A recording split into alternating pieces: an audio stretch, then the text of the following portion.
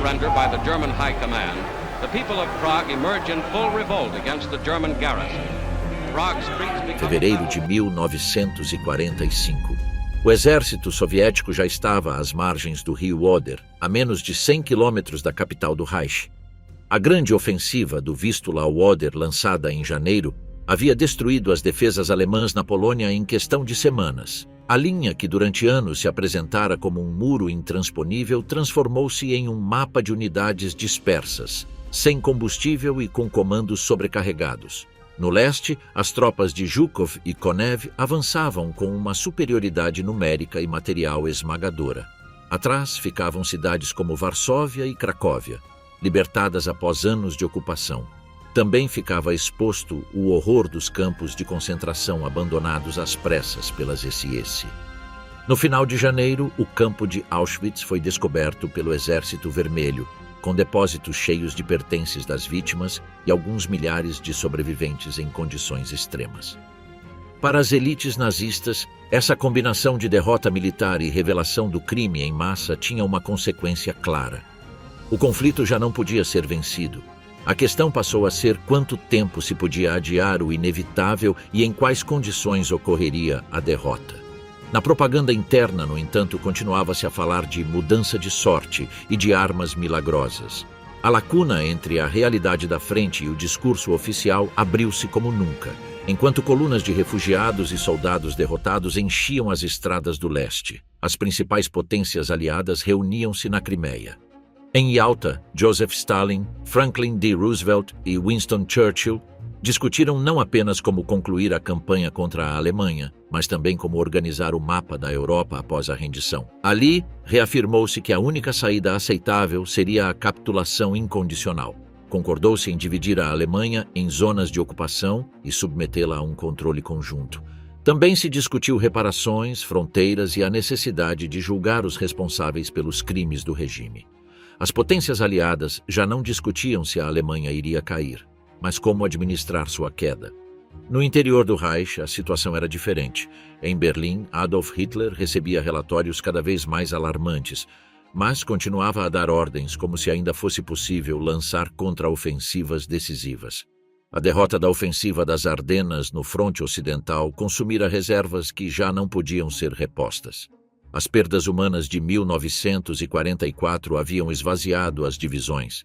A queda dos campos petrolíferos romenos e os bombardeios aliados sobre as plantas de combustível sintético haviam consumido os estoques de gasolina e querosene.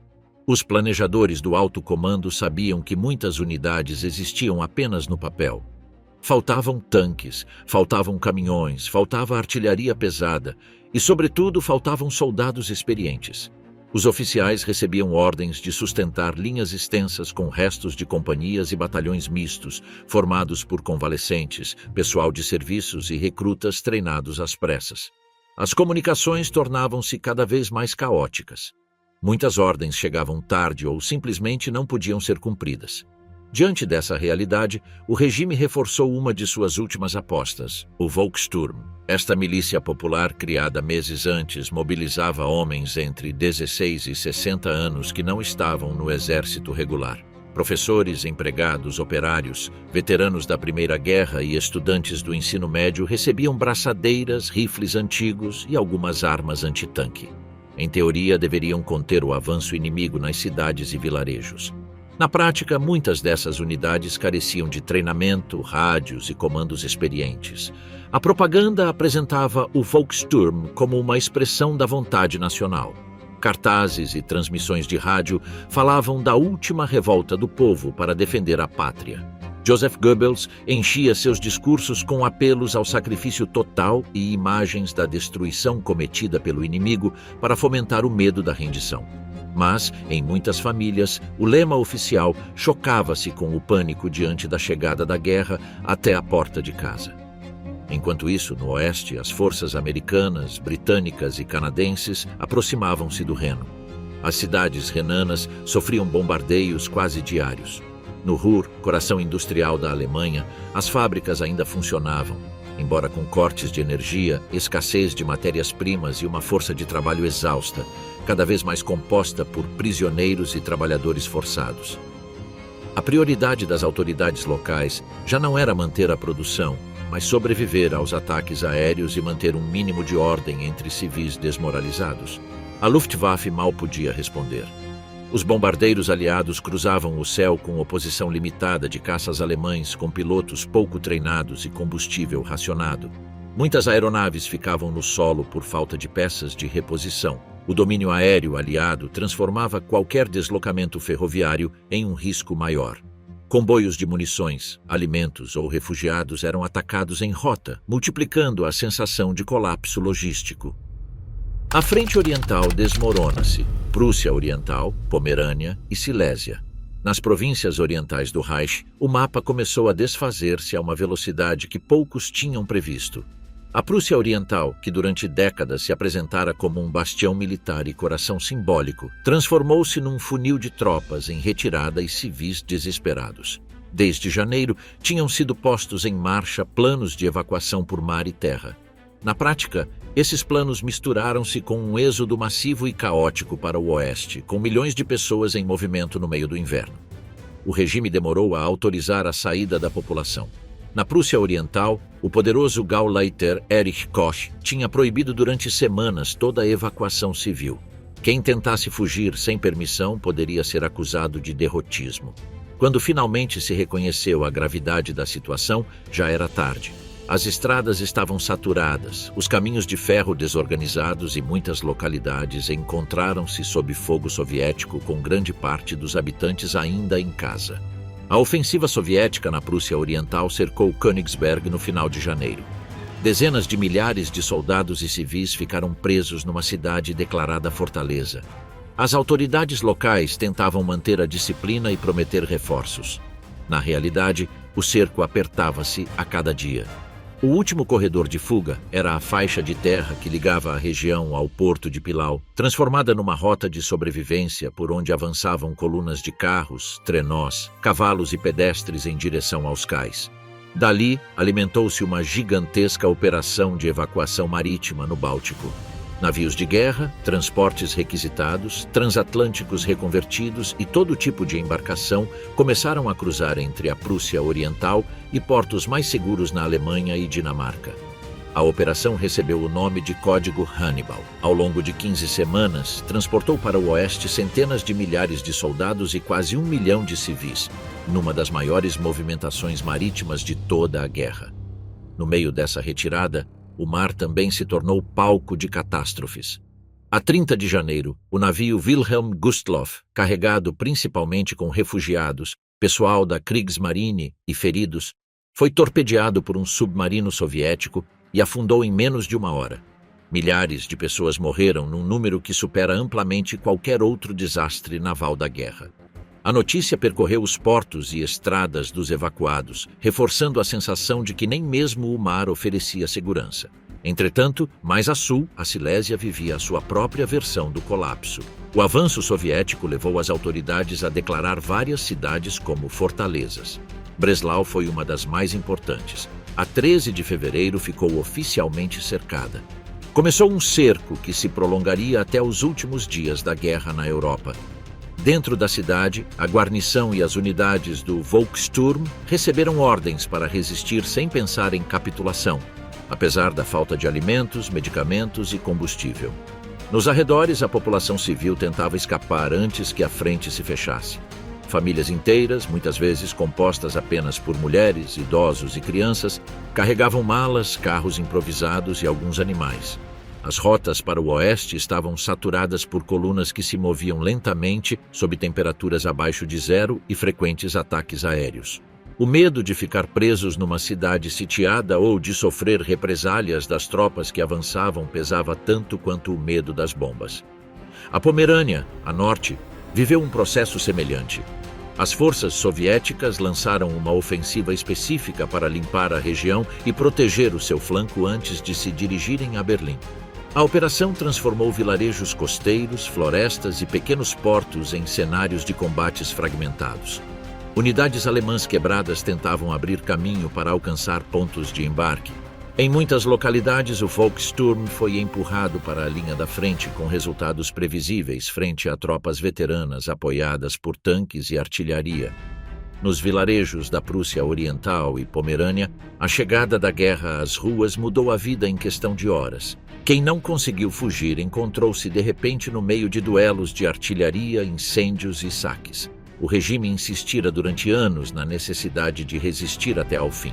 Agora, essas mensagens chocavam com cenas em que comandantes menores decidiam render-se para evitar a destruição total, enquanto outros continuavam a exigir combate casa por casa. A disciplina começava a quebrar-se.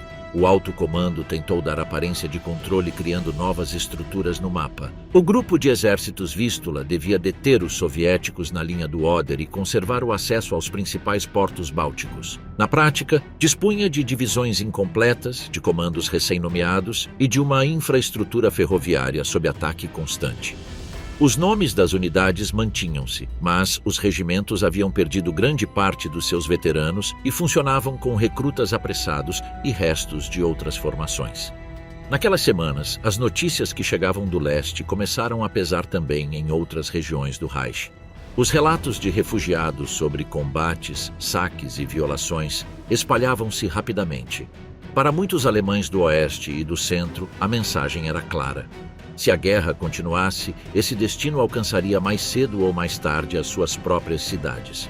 O contraste entre a propaganda oficial e o fluxo constante de famílias deslocadas tornava-se cada vez mais evidente. O colapso no oeste, o Reno, o Ruhr e o coração industrial da Alemanha. No oeste, o mapa também começava a inclinar-se de forma irreversível. No final de fevereiro de 1945, os exércitos aliados haviam chegado ao Reno em quase toda a sua extensão, da Suíça até a fronteira com os Países Baixos.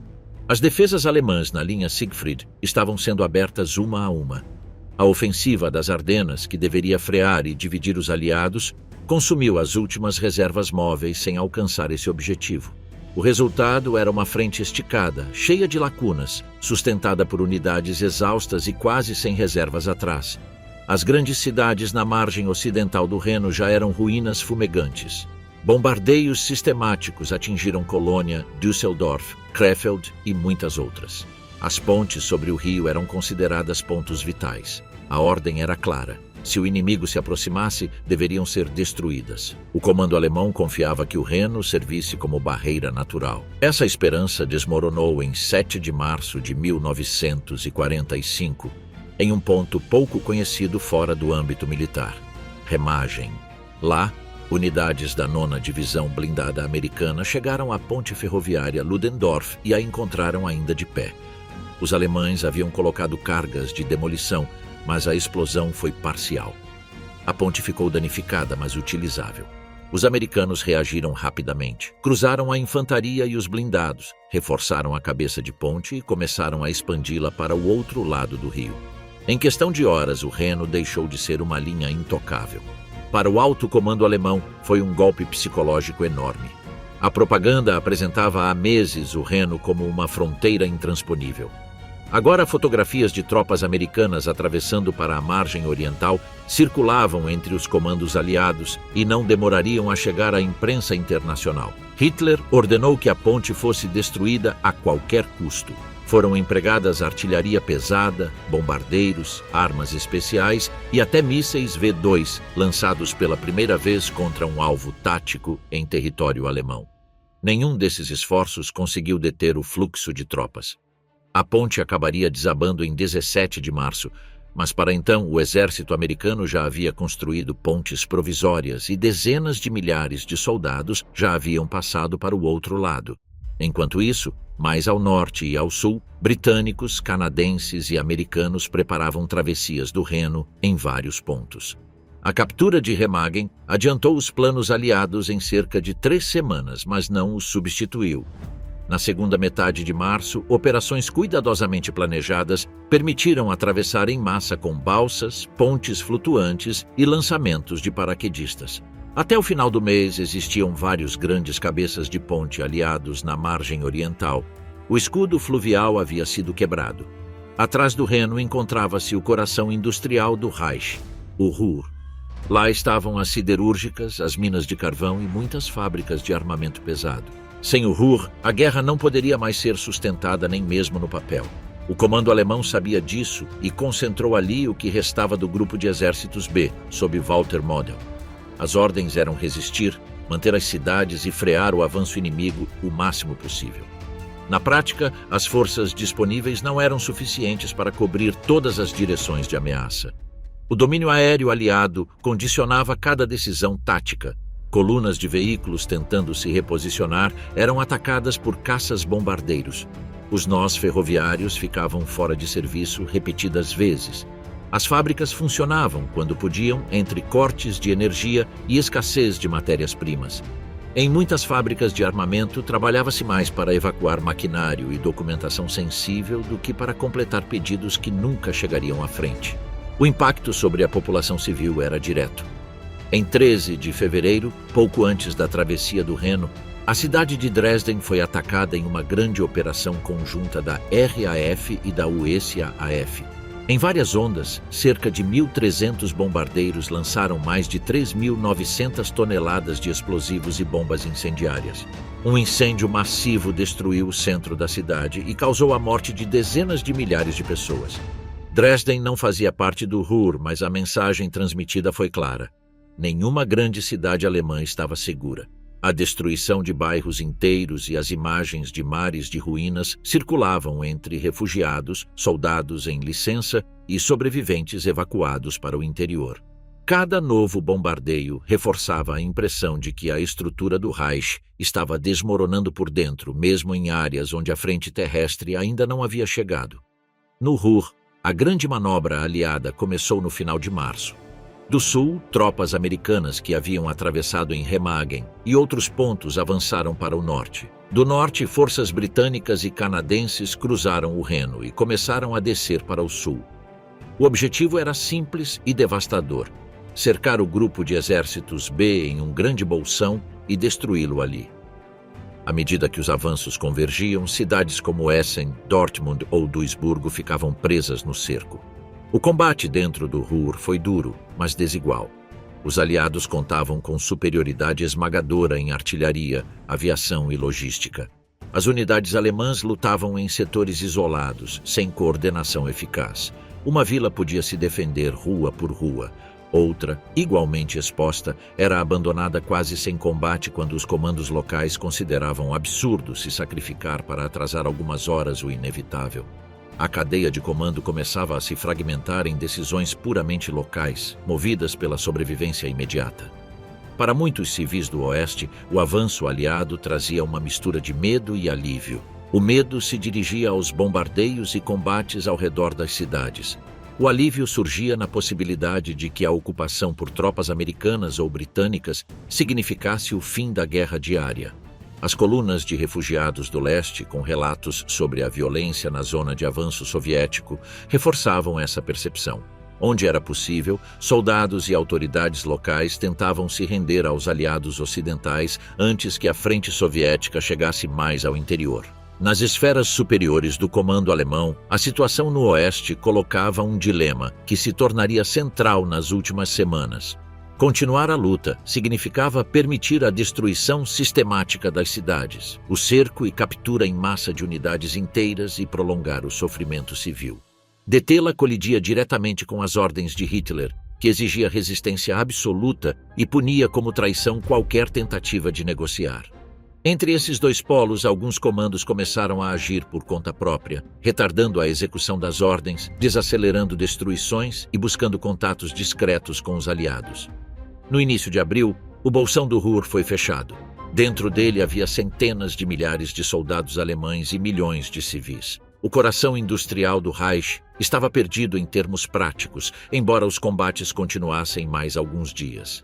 Ao mesmo tempo, a leste do Reno, os avanços aliados se estendiam para o centro da Alemanha, aproximando-se do Elba, enquanto outras colunas se dirigiam para o sul, em direção à Baviera. No mapa estratégico, o oeste já não oferecia saída. Hitler no bunker. Decisões irreais para uma guerra perdida. Desde meados de janeiro de 1945, o centro de comando do regime afundou literalmente sob a terra. Adolf Hitler instalou-se permanentemente no complexo de bunkers sob a chancelaria do Reich em Berlim. Acompanhavam-no seu círculo imediato, secretárias, oficiais, pessoal médico e de segurança. O local tinha quase 30 salas em 2 níveis, com salas de mapas, dormitórios, cozinha, central telefônica e geradores próprios. A umidade era constante, o ar pesado e as vibrações dos bombardeios eram sentidas diariamente. Durante as primeiras semanas, Hitler ainda subia à chancelaria para algumas reuniões. Recebia generais em seu amplo escritório, ouvia relatórios e depois descia novamente para o refúgio para passar a noite. À medida que a pressão militar aumentava, começou a sair cada vez menos. Acabou se confinando quase totalmente ao nível mais profundo do bunker. Lá, realizava reuniões de situação que se prolongavam até de madrugada, enquanto os mapas sobre a mesa mostravam uma frente que encolhia dia após dia. Nesse espaço fechado, ocorreu uma desconexão progressiva entre a guerra real e a guerra imaginada nos mapas. Os relatórios das unidades na frente chegavam com atraso ou estavam incompletos. Hitler reagia com ordens que pressupunham divisões inexistentes, contra-ataques impossíveis ou movimentações de tropas que já haviam sido aniquiladas ou estavam em retirada para o oeste para se render aos aliados. Os generais presentes tentavam explicar a situação, frequentemente recebendo uma mistura de repreensões, gritos e acusações de covardia. No final de fevereiro e em março, as tensões com o alto comando chegaram ao limite. Heinz Guderian, um dos últimos comandantes com prestígio dos primeiros anos da guerra, insistia na necessidade de retiradas ordenadas, concentração de forças e abandono da ideia de resistir em todos os lugares. Suas propostas colidiam com a teimosia de Hitler. Após uma série de confrontos diretos, Guderian foi destituído do cargo de chefe do Estado-Maior em março e substituído por Hans Krebs, mais dócil politicamente e menos disposto a discutir ordens.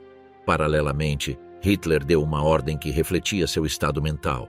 Em 19 de março, assinou o chamado Decreto Nero. Ordenava a destruição de infraestruturas, fábricas, pontes e serviços essenciais à medida que o inimigo avançasse, para que nada útil caísse nas mãos dos aliados. Se fosse cumprido estritamente, teria significado condenar a população alemã a uma devastação ainda maior.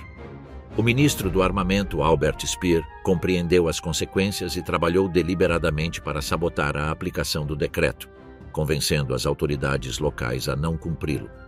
Enquanto o mapa se fechava sobre a Alemanha, no bunker também se multiplicavam manobras pessoais. Heinrich Himmler, comandante das SS, começou a sondar contatos de paz às escondidas de Hitler. Em abril, utilizou o presidente da Cruz Vermelha sueca, Folke Bernadotte, para levar aos aliados ocidentais propostas de rendição parcial.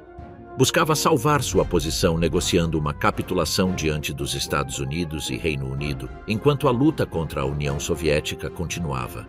A notícia dessas negociações finalmente chegou ao bunker.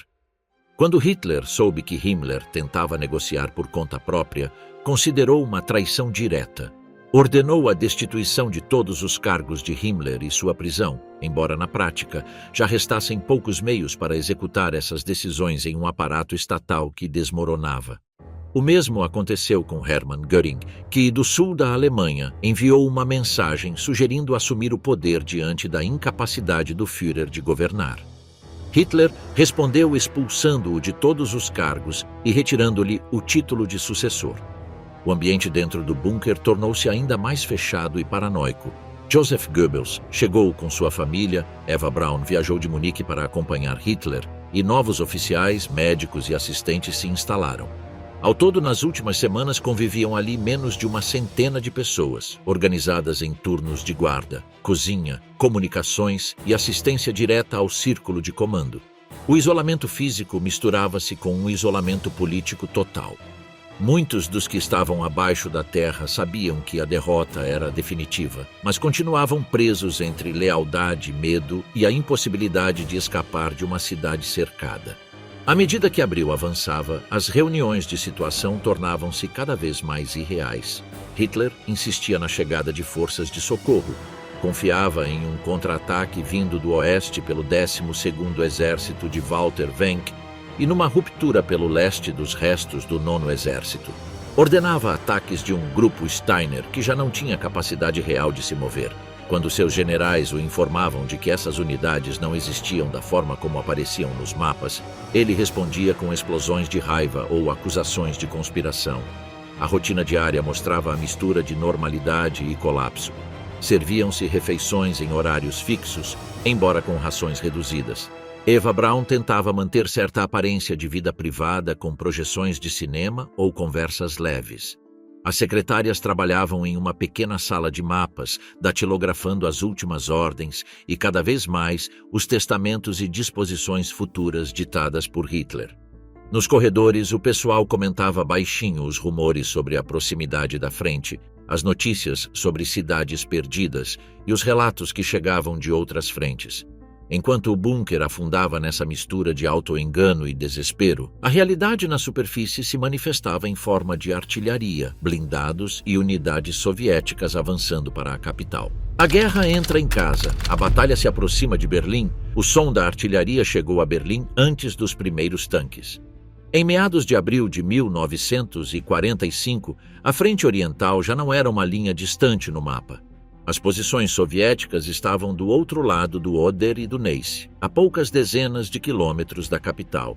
O comando soviético havia preparado uma ofensiva final. Tinha um objetivo claro: romper a última barreira defensiva, destruir as forças que protegiam a cidade e fechar o cerco sobre o centro político do Reich. O dispositivo alemão naquela área apoiava-se em um acidente geográfico. As alturas de Silow, uma cadeia de suaves colinas que dominavam a planície do Oder. A partir dali, controlavam-se as rotas que vinham do rio para o interior da Brandemburgo. Era o ponto onde o Exército Vermelho deveria concentrar seu esforço se quisesse avançar em linha reta para Berlim.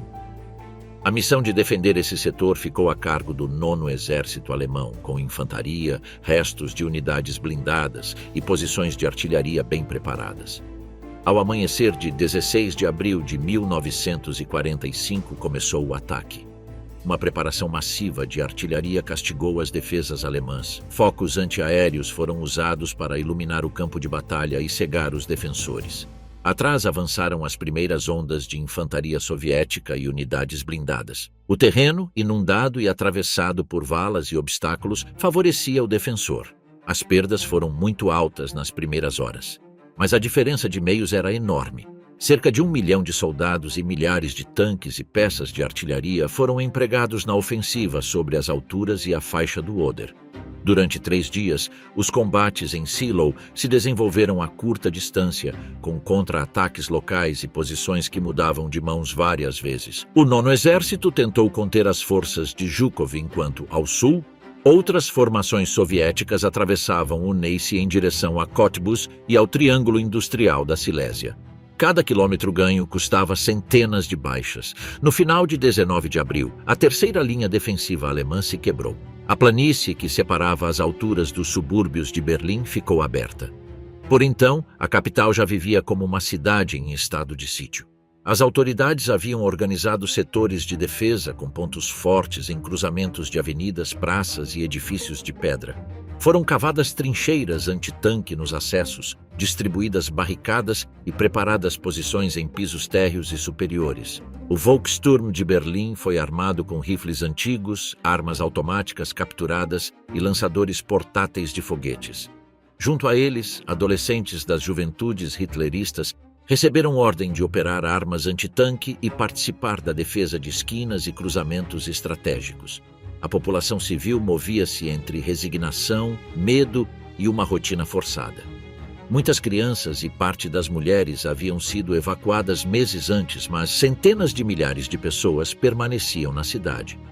Algumas se refugiavam em estações de metrô e abrigos antiaéreos durante os bombardeios. Outras tentavam continuar trabalhando em serviços básicos, hospitais e administração local. Os trens de longa distância funcionavam de maneira irregular. As últimas partidas lotadas para o oeste estavam cheias de funcionários, feridos e familiares que ainda conseguiam encontrar um bilhete ou um espaço em um vagão de carga. O cerco moral se estreitava também de outra direção. A partir de março e abril, começaram a circular notícias sobre a libertação de campos de concentração pelos aliados ocidentais. No centro da Alemanha, tropas americanas avançavam em direção ao Elba. No caminho, encontraram campos como Buchenwald, Dora Mittelbau e Dachau, com milhares de prisioneiros à beira da morte e evidências diretas de assassinatos em massa. Os britânicos, mais ao norte, depararam-se com Bergen-Belsen e suas pilhas de cadáveres não enterrados. Nos meses anteriores, a SS havia evacuado muitos campos situados na Polônia e no leste da Alemanha. Obrigavam os prisioneiros a marchar a pé para o interior do Reich. Eram as chamadas Marchas da Morte. Dezenas de milhares de pessoas exaustas percorriam centenas de quilômetros no inverno rigoroso, vigiadas por guardas armados. Quem não conseguia continuar caía na vala. Os que sobreviviam eram concentrados em campos do centro da Alemanha já saturados. Quando as tropas aliadas chegaram a esses lugares em abril, encontraram alojamentos lotados, epidemias e depósitos com objetos confiscados. Organizaram hospitais de campanha e obrigaram os vizinhos das aldeias próximas a verem o interior dos campos. A imagem oferecida por essas cenas contrastava completamente com a narrativa oficial que, durante anos, apresentara os campos como simples centros de trabalho ou reeducação. Era uma exposição brutal do que significava a política do regime. Em Berlim, esses fatos filtravam-se por boatos, transmissões estrangeiras clandestinas e comentários de soldados em licença. O Ministério da Propaganda respondia acusando os inimigos de mentir e justificando as evacuações como medidas de segurança. Mas para qualquer observador, a combinação de derrota militar, êxodo de refugiados e notícias sobre campos libertados desenhava um final sem margem de manobra. A guerra já não ameaçava apenas a integridade territorial do país. Colocava à mostra o núcleo do sistema que o governara. A Batalha de Berlim, combate rua por rua. Quando a vanguarda soviética entrou nos subúrbios, a guerra mudou de escala. Deixou de ser uma frente com linhas traçadas no mapa. Passou a ser um mosaico de quarteirões, cruzamentos e edifícios isolados. No dia 20 de abril, aniversário de Hitler, a artilharia da primeira frente bielorrussa começou a bombardear o centro de Berlim. O fogo não parou até a rendição. A cidade tornou-se um campo de batalha contínuo. As forças soviéticas avançavam por vários eixos. Do leste e nordeste, as unidades que romperam em Silow entraram nos bairros operários. Do sudeste e sul, tanques e infantaria abriam caminho entre canais, linhas férreas e zonas industriais. O objetivo era claro: encurralar o centro em um anel cada vez mais estreito, dividir os defensores e evitar que se organizassem linhas coerentes de resistência. A defesa se manteve com uma mistura de restos de divisões regulares, unidades da SS, polícia, Volkssturm e batalhões da juventude hitlerista. Muitos destes últimos eram garotos entre 15 e 17 anos, armados com rifles e lançadores portáteis de foguetes. Eles foram posicionados em cruzamentos estratégicos, em nós de bonde e próximos a edifícios públicos. Os comandantes lhes prometiam que cada tanque parado em uma rua ganhava horas para a cidade. A realidade é que essas posições duravam pouco diante da artilharia direta e ataques coordenados. O combate rua por rua seguia um padrão duro e repetitivo. Primeiro, a artilharia destruía as fachadas. Depois, os tanques avançavam pelas avenidas disparando contra janelas, portões e porões. Atrás deles entravam grupos de assalto, com rifles automáticos e lançadores de granadas. Se encontrassem resistência em um edifício, não tentavam ocupá-lo andar por andar. Chamavam peças de campanha para disparar a queima-roupa contra a fachada ou usavam lança-chamas. Em poucas horas, muitos quarteirões ficavam reduzidos a esqueletos de tijolos. Os defensores improvisavam táticas para compensar a inferioridade material. Cavavam passagens entre porões contíguos para se mover sem se expor ao fogo direto. Utilizavam conexões de metrô e túneis de serviços como rotas de ligação. Colocavam peças antitanque em pátios internos, de onde podiam disparar nos flancos dos carros que avançavam pela rua. Em alguns cruzamentos, enterravam tanques danificados e os usavam como ninhos fixos de canhões. Eram soluções temporárias. Cada posição revelada pelo fogo era marcada e destruída com concentração de armas pesadas. Para a população civil, a cidade deixou de ter uma estrutura reconhecível. As rotas habituais estavam cortadas por escombros, crateras e veículos incendiados. A água corrente falhava em muitos bairros. A eletricidade era interrompida por horas ou desaparecia completamente. Quem saía para buscar comida ou água corria o risco de ficar preso entre dois focos de tiro ou ser atingido por bombardeios aleatórios. Em alguns lugares cavavam poços improvisados. Em outros, ferviam água de canais ou lagos com risco de doenças. As estações de metrô se transformaram em abrigos lotados. Famílias inteiras se instalavam nas plataformas com cobertores, colchões e alguns pertences. Os trens circulavam de maneira esporádica ou tinham parado de funcionar, mas os túneis ofereciam proteção relativa contra artilharia e bombas. A falta de ventilação e o acúmulo de pessoas geravam problemas de saúde. O medo de que os túneis se inundassem ou ficassem selados por desabamentos acrescentava outra camada de angústia. Na superfície, o comando soviético tentava acelerar o avanço para os objetivos políticos. Um deles era o bairro governamental, com a chancelaria, o Ministério do Ar e outros edifícios-chave. O outro era o Reichstag, símbolo do poder estatal. As unidades designadas para tomar o Reichstag tiveram que abrir caminho por um labirinto de canais, parques e edifícios administrativos. Cada ponte era defendida com armas automáticas e canhões antiaéreos usados como antitanque. Nos dias 29 e 30 de abril, a luta em torno do Reichstag atingiu seu ponto máximo. As tropas soviéticas atravessaram a ponte Moltke sob fogo concentrado. Foram obrigadas a limpar prédio por prédio nos quarteirões adjacentes, incluindo o Ministério do Interior. A falta inicial de artilharia de apoio na margem oeste atrasou o avanço. Quando os engenheiros conseguiram reparar os pontes o suficiente, canhões foram deslocados e começaram a bombardear diretamente as posições alemãs. O prédio do parlamento, já danificado por anos de guerra, tornou-se uma casca cheia de pó, fumaça e fogo cruzado. Dentro do perímetro central, o número de combatentes alemães diminuía. Muitos haviam morrido, estavam feridos ou foram capturados em pequenos grupos. O restante concentrou-se em uma área cada vez menor, em torno da chancelaria e dos prédios ministeriais da Wilhelmstrasse. Estima-se que, nesses últimos dias, restavam cerca de 10.000 soldados no centro urbano, cercados por forças soviéticas que atacavam de todas as direções. A cadeia formal de comando praticamente deixou de funcionar. O general Helmut Weidling, responsável pela defesa da cidade, mantinha um posto de comando que mudava de localização para evitar fogo direto. Emitia ordens para reorganizar linhas e realizar contra-ataques limitados.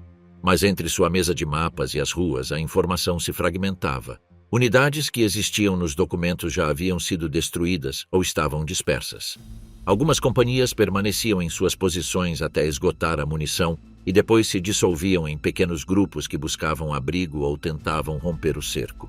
A população civil começou a tomar decisões por conta própria. Vizinhos de um mesmo prédio combinavam bandeiras brancas ou lençóis pendurados nas janelas para indicar intenção de rendição. Em alguns casos, grupos de mulheres e idosos saíam à rua para pedir aos defensores que abandonassem a área e evitassem mais fogo. Nem sempre tinham sucesso. Alguns comandantes continuavam a repetir ordens de resistir. Outros aceitavam se retirar ou deixar os soviéticos passarem diante da evidência de que não havia saída. Nesses combates finais surgiram cenas de colapso total. Veículos abandonados, cadáveres nas calçadas, cavalos mortos usados como fonte de carne. Cozinhas de campanha improvisadas misturavam rações militares com o que podia ser requisitado em lojas ou depósitos. Em alguns quarteirões, a presença de franco-atiradores isolados prolongava o fogo por horas após a maior parte das tropas ter se movido. Cada esquina podia esconder um foco de resistência ou uma patrulha à procura de prisioneiros. Os últimos dias no bunker, do auto-engano ao suicídio. Nos últimos dias de abril, o bunker deixou de ser um centro de comando e se transformou em uma sala de espera para o fim. Lá fora, o perímetro defensivo encolhia a cada hora. Dentro, as conversas giravam em torno de duas ideias repetidas. Quanto tempo a cidade ainda poderia resistir e de que maneira morreriam aqueles que permaneciam presos ali? Em 28 de abril, chegou uma notícia que selou decisões. Na Itália, Benito Mussolini e Clara Petacci haviam sido capturados e executados por partisanos. Seus corpos foram pendurados de cabeça para baixo em uma praça de Milão. As imagens e descrições circularam rapidamente entre os presentes no bunker. Para Hitler, que já havia descartado qualquer tentativa de fuga para o sul, aquele final era a confirmação do que ele queria evitar. Terminar nas mãos do inimigo significava não apenas a morte, mas a exposição pública do cadáver. Nesse mesmo dia e no seguinte, os preparativos se aceleraram. As SS começaram a destruir documentos pessoais e arquivos sensíveis. Foram selecionadas doses de cianeto para o círculo mais próximo.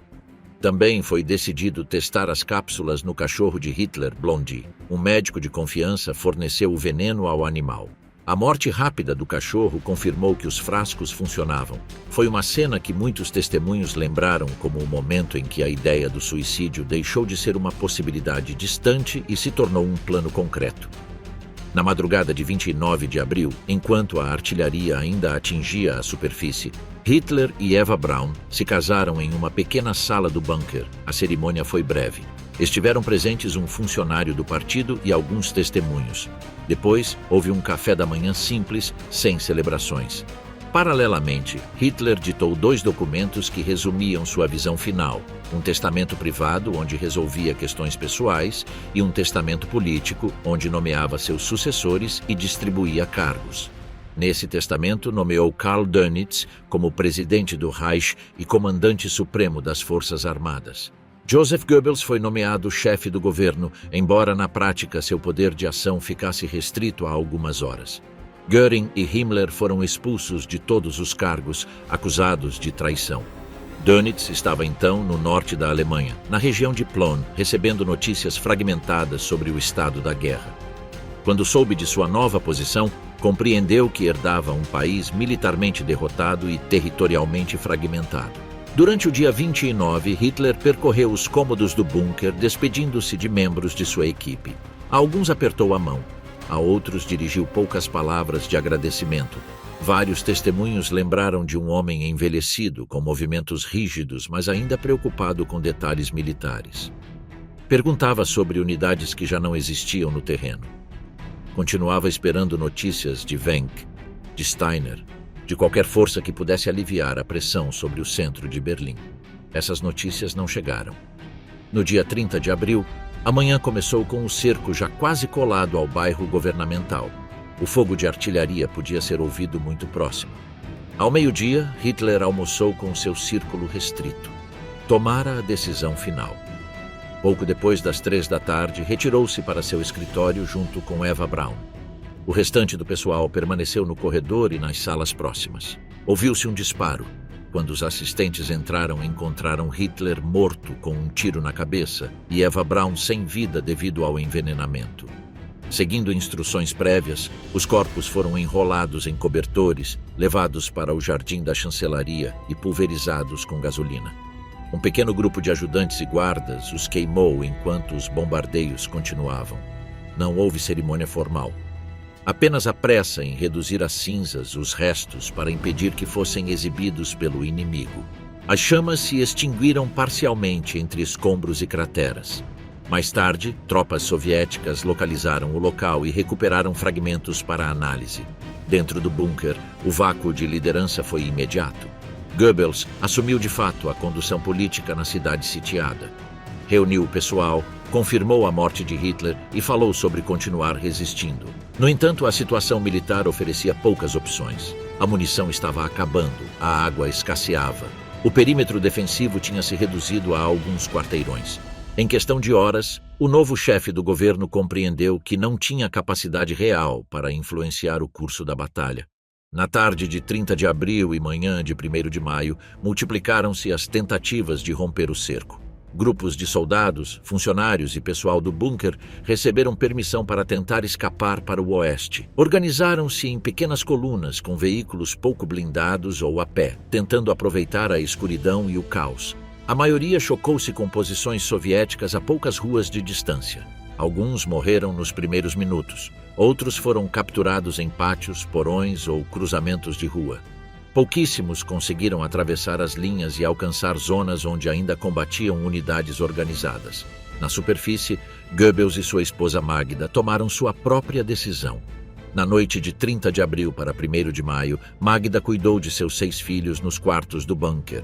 Primeiro os adormeceu com morfina. Depois, Administrou-lhes cápsulas de cianeto. As crianças morreram em suas camas. É um dos atos mais extremos e comentados dos últimos dias do regime.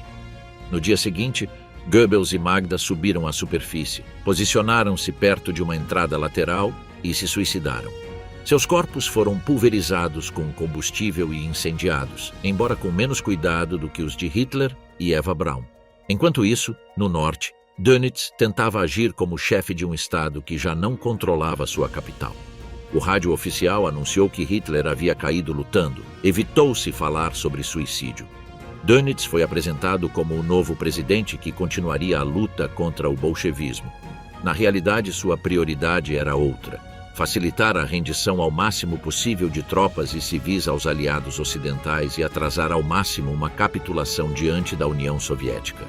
Em Berlim, a morte de Hitler e Goebbels não mudou imediatamente a situação na superfície.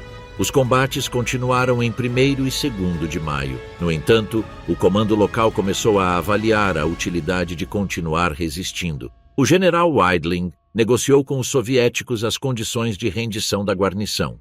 Em 2 de maio foi ordenado o cessar-fogo na cidade. Muitas unidades depuseram as armas. Outras continuaram lutando por mais algumas horas, por confusão ou por ação de comandantes fanáticos.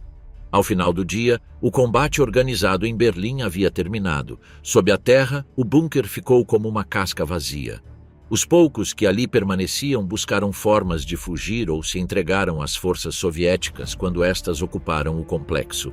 As salas que haviam sido palco de decisões transcendentais apareceram cheias de papéis queimados, móveis derrubados e restos da vida cotidiana dos últimos dias.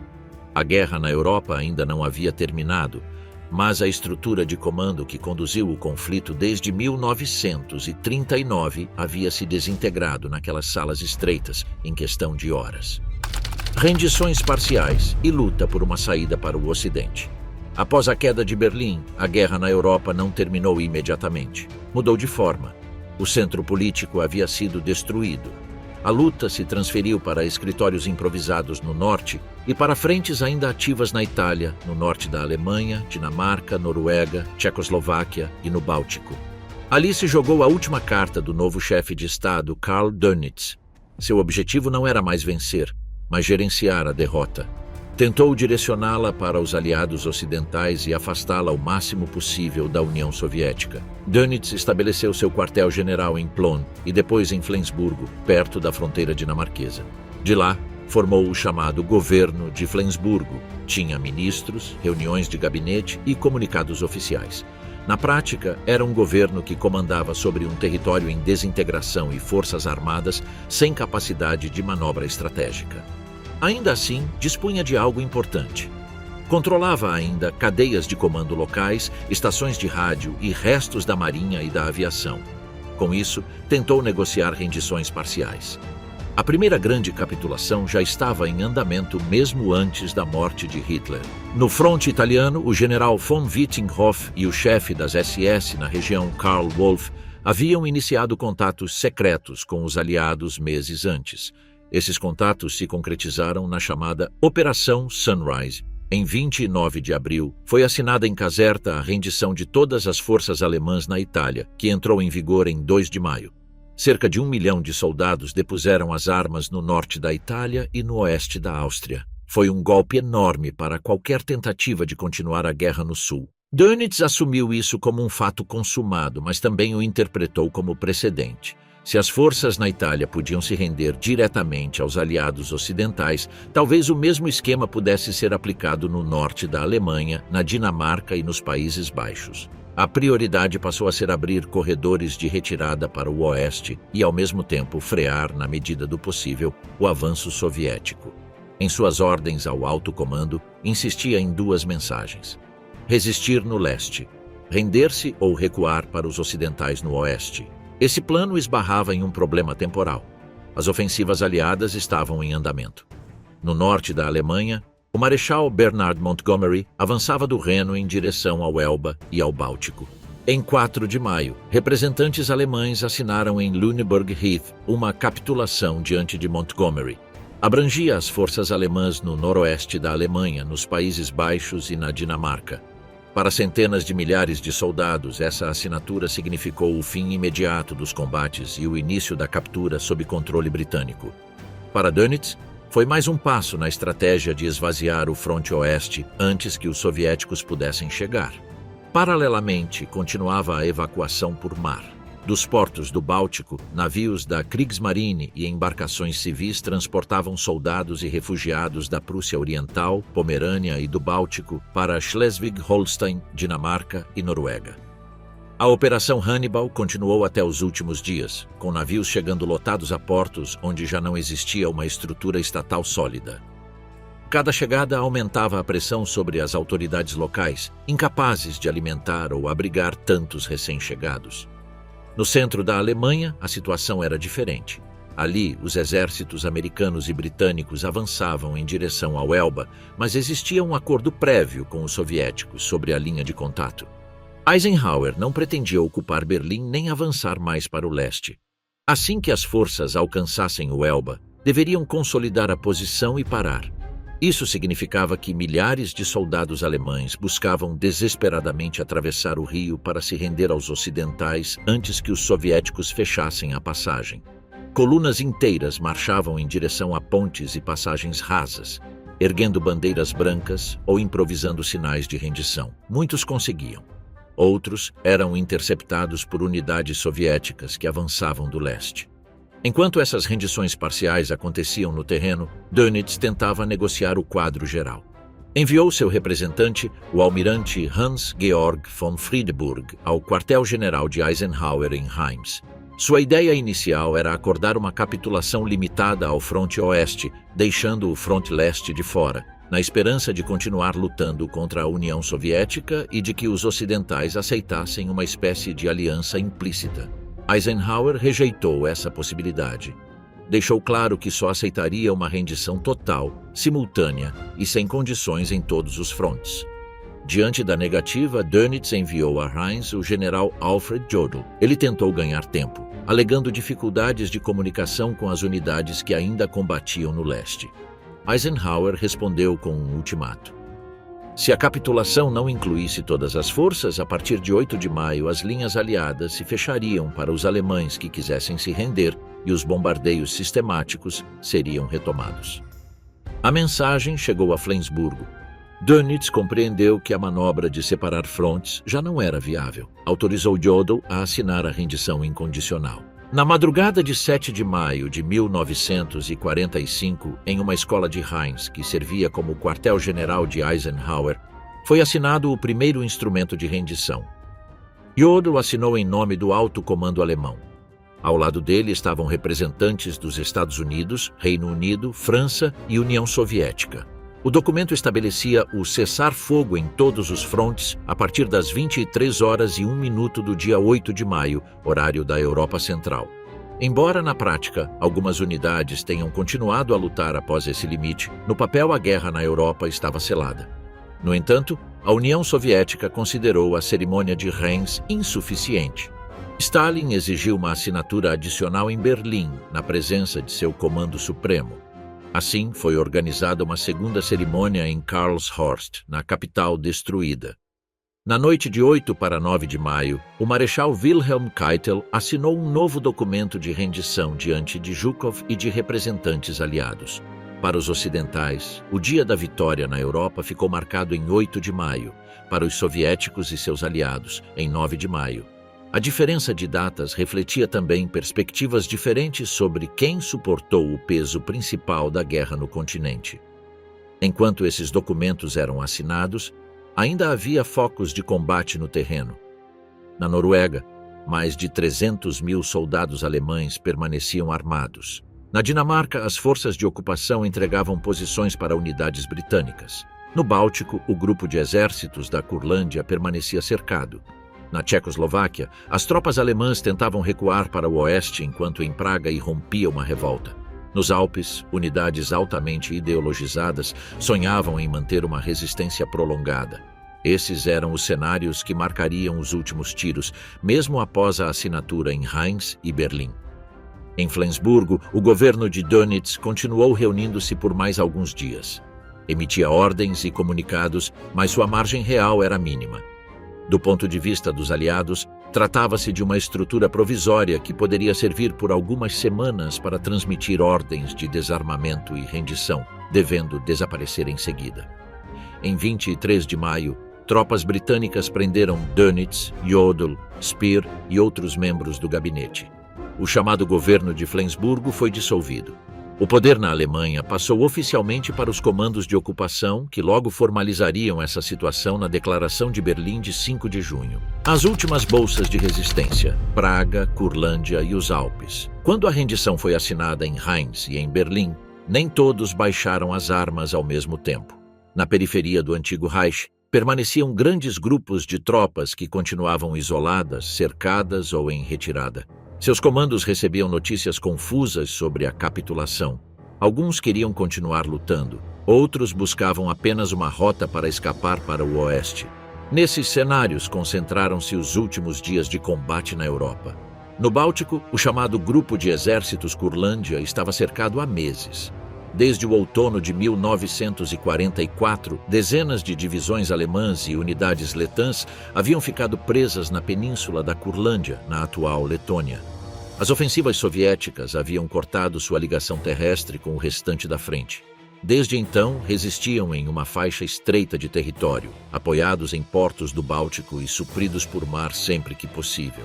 Tornou-se uma frente quase estática, com ofensivas soviéticas periódicas e contra-ataques locais alemães. O comando alemão nunca evacuou completamente essas forças. Temia que a retirada esvaziasse de repente a frente báltica e facilitasse operações navais soviéticas.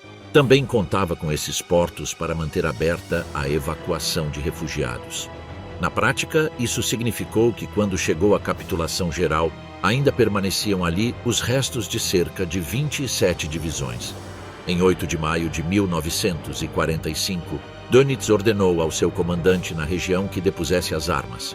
Por problemas de comunicação, a ordem chegou com atraso. Em 10 de maio, o general Karl Hilpert rendeu-se finalmente ao marechal soviético Leonid Govorov. Mais de 180 mil soldados foram feitos prisioneiros.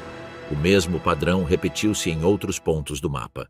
Na Noruega, a guerra quase não havia afetado o território desde 1940. No entanto, ao final do conflito, ainda permaneciam cerca de 350 mil soldados alemães, organizados no 20º Exército de Montanha. Controlavam portos, aeródromos e bases navais. Quando foi anunciada a rendição, havia o receio de que se recusassem a se entregar e transformassem o país em um foco de resistência tardia. A operação aliada recebeu o nome de Doomsday. Em maio, unidades britânicas aerotransportadas e forças norueguesas entraram no país para supervisionar a entrega de armas e a transição para o controle local. A capitulação foi pacífica. As tropas alemãs obedeceram às ordens de Dönitz e deixaram-se desarmar. Na Dinamarca, a situação foi semelhante. As forças alemãs renderam-se em 5 de maio. No dia seguinte, a notícia foi celebrada nas ruas com bandeiras e manifestações espontâneas. Para muitos cidadãos, o fim da ocupação significou ver como os distintivos e símbolos do regime desapareciam em questão de horas de edifícios públicos e veículos, enquanto as autoridades clandestinas saíam à luz. No coração da Europa, a zona mais instável era a Checoslováquia. Ali, as forças alemãs tentavam se retirar para o oeste para se render aos americanos e britânicos. Em Praga, a capital, a população vivia há anos sob repressão, execuções e deportações. No início de maio de 1945, com a notícia do avanço soviético e da queda de Berlim, os grupos de resistência decidiram passar à ação. Em 5 de maio, eclodiu um levante. Barricadas foram erguidas, guarnições atacadas e edifícios públicos ocupados. Rádios clandestinos convocaram a população a tomar armas. A resposta alemã foi dura. Unidades da Wehrmacht e da SS contra-atacaram para manter abertas as rotas de retirada para o oeste. Houve combates intensos em estações de trem, cruzamentos de avenidas e bairros inteiros. A resistência esperava a rápida chegada de tropas americanas do oeste. Essas tropas, porém, tinham ordens de parar em uma linha previamente acordada e não avançar até Praga. A cidade ficou presa entre um levante popular e uma guarnição que ainda lutava para fugir. Na noite de 8 para 9 de maio, foi alcançado um acordo entre a resistência e o comando alemão local. Seria permitido que as unidades alemãs saíssem da cidade rumo ao oeste, em troca da entrega de suas armas. Muitas colunas atravessaram Praga ao amanhecer, perseguidas a curta distância pelos avanços soviéticos que entravam na capital ao nascer do sol. Os últimos combates ocorreram em bairros isolados, onde unidades da SS se recusavam a se render ou não haviam recebido a ordem de cessar fogo. Para a população tcheca, esses dias foram uma mistura de libertação, violência e ajustes de contas. Outro cenário onde se esperava resistência prolongada eram os Alpes. Desde 1943, circulava a ideia de uma fortaleza alpina, um reduto nacional em que o regime se recolheria para continuar a guerra a partir de uma posição montanhosa difícil de conquistar. A área imaginada ia do sul da Baviera até o oeste da Áustria e o norte da Itália. Durante meses, a propaganda alemã alimentou essa imagem. Alguns relatórios de inteligência aliados também levaram muito a sério a ameaça de um núcleo fortemente fortificado nos Alpes. Na realidade, esse projeto nunca se materializou como uma defesa coerente. Havia depósitos de armas, alguns túneis e abrigos, e unidades dispersas. Faltava uma estrutura sólida, defesas escalonadas e logística para sustentar uma frente longa. Quando as forças americanas avançaram para a Baviera e Áustria, encontraram resistência em cidades concretas e vales isolados, mas não um sistema contínuo de fortificações. O mito da fortaleza alpina se esvaziou rapidamente quando divisões inteiras começaram a se render em vilarejos montanhosos e em passagens fronteiriças. No sul, na Áustria e no norte da Itália, algumas formações altamente ideologizadas continuaram a combater por mais alguns dias. Na Caríntia e Estíria, unidades da Wehrmacht e da SS deslocavam-se para o oeste, buscando se render aos britânicos. No Tirol, alguns comandantes ainda sonhavam com uma zona de resistência em torno de cidades como Innsbruck e Bregenz. Os aliados avançavam rapidamente, conscientes de que qualquer atraso poderia custar vidas de civis e prisioneiros ainda sob controle alemão. Na Noruega, Dinamarca e Países Baixos, a assinatura da capitulação não eliminou de imediato os problemas. Havia grandes quantidades de minas nas costas e campos. Existiam grupos de colaboradores locais e membros da SS tentando se esconder. As autoridades de ocupação aliadas precisavam desarmar centenas de milhares de homens, restabelecer a administração civil e, ao mesmo tempo, garantir que a população não fizesse justiça com as próprias mãos de forma massiva. No Báltico e na Europa Central, os últimos combates prolongaram-se até meados de maio. Algumas unidades isoladas não receberam a tempo a notícia da rendição. Outras recusaram-se a acreditar nela e continuaram a disparar até ficarem sem munição ou serem cercadas. Na península da Curlândia, a captura de prisioneiros estendeu-se por vários dias. Na Checoslováquia, algumas colunas de soldados alemães foram atacadas por grupos de partisãs mesmo após o cessar-fogo oficial. No total, quando as armas se calaram, ainda havia milhões de soldados uniformizados em todo o continente. Uma parte morreu nos últimos dias de combate, especialmente nas cidades próximas às linhas de contato. Outra parte foi feita prisioneira em massa em campos improvisados na Alemanha, Áustria, Itália, Noruega e no Báltico. Para eles, o fim da guerra significou o começo de anos de cativeiro, trabalho forçado e processos de seleção para identificar os responsáveis por crimes. Capitulação total e primeiros dias do pós-guerra. Quando os disparos cessaram na Europa, o silêncio não significou paz imediata. Os dias 8 e 9 de maio de 1945 marcaram o fim militar do conflito, mas o início de outro processo. O país derrotado deixou de existir como Estado soberano. O aparato político que havia conduzido a guerra foi dissolvido pelas potências vencedoras.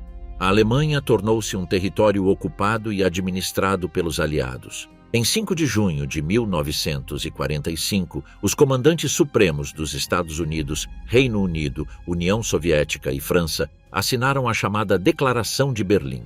Nela, proclamaram que assumiam a autoridade suprema sobre o território alemão. Nenhum governo nacional alemão era reconhecido. O país foi dividido em 4 zonas de ocupação. Cada potência controlaria uma zona, com um conselho conjunto para coordenar decisões gerais. Berlim, embora estivesse dentro da zona soviética, também foi dividida em 4 setores. O novo mapa se sobrepunha a uma paisagem devastada. Cidades como Berlim, Hamburgo, Colônia ou Dresden eram campos de ruínas. A rede ferroviária estava quebrada em centenas de pontos. Pontes destruídas, estradas cheias de crateras e fábricas sem telhado ou maquinário operacional. Em 1945, a produção industrial alemã estava abaixo de 1/3 dos níveis de 1939. Milhões de pessoas não tinham moradia estável. A essa destruição material somava-se um enorme problema humano. Milhões de deslocados circulavam pelo território. Havia refugiados que fugiam da Prússia Oriental, Silésia e Pomerânia.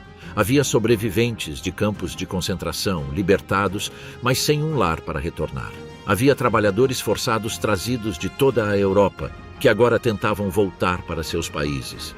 E havia milhões de prisioneiros de guerra alemães, internados em campos na França, Reino Unido, Estados Unidos, União Soviética e outras regiões.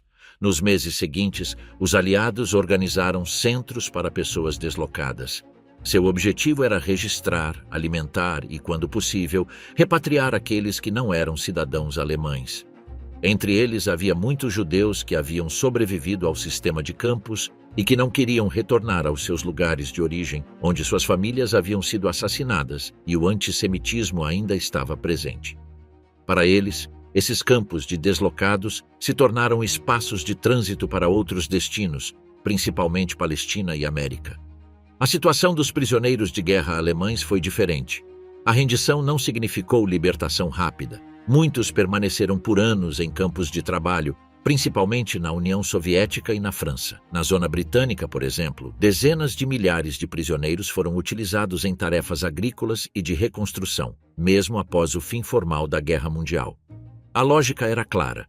Seus países precisavam de mão de obra para reconstruir infraestruturas, retomar a produção e compensar a escassez de trabalhadores locais.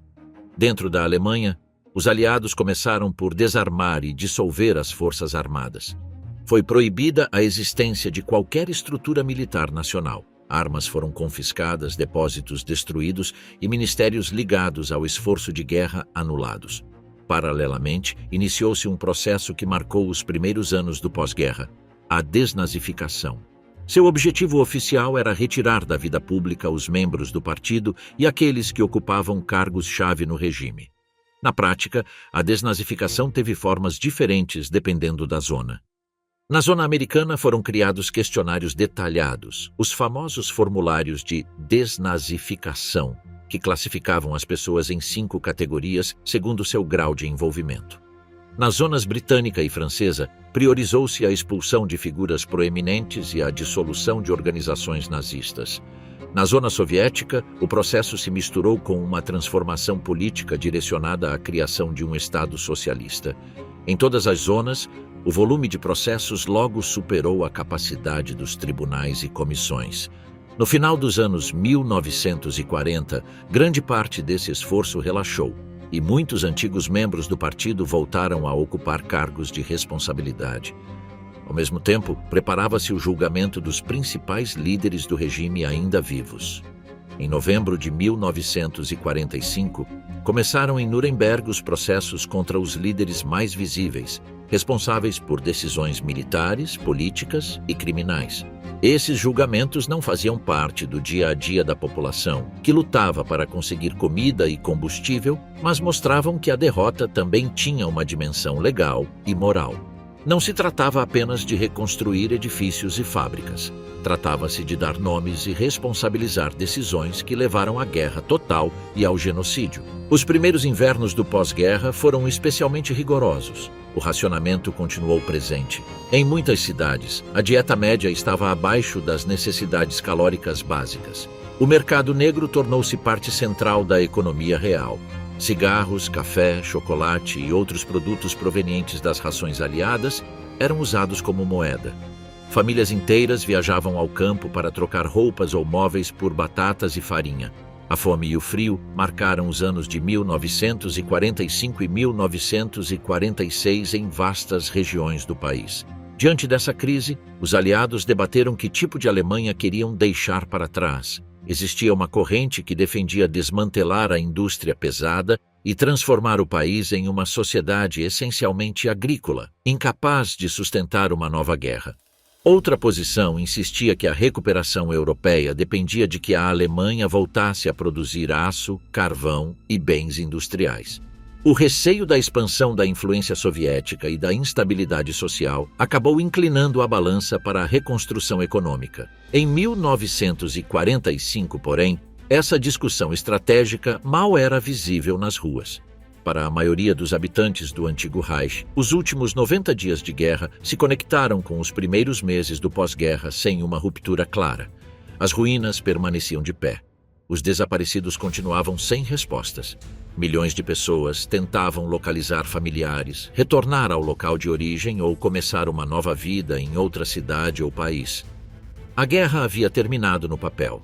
Seus efeitos continuariam visíveis por décadas no mapa político da Europa, na memória dos sobreviventes e na forma como o mundo passaria a olhar qualquer conflito que ameaçasse se tornar total.